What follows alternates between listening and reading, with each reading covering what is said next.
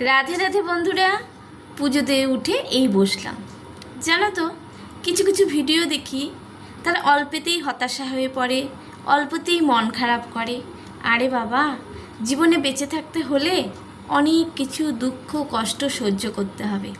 আর যার মধ্যে সহ্য আর ধৈর্য আছে, সেই এই পৃথিবীতে একমাত্র জিততে পারবে। একটা কথা, জীবনে যত বড়ই সমস্যা আসুক, সমাধান ঠিকই হবে, কি তাই না?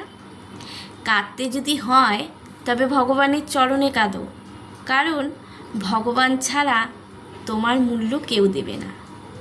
যে নিজের দুঃখকে দূরে সরিয়ে অপরের দুঃখে তাকে কাছে টেনে নেয়, ভগবান তাকে খুব পছন্দ করে। একটা গুরুমন্ত্র কি জানো? গুরুমন্ত্র হলো, নিজের কষ্টের কথা কাউকে বলবে না। রাধে রাধে, রাধে রাধে।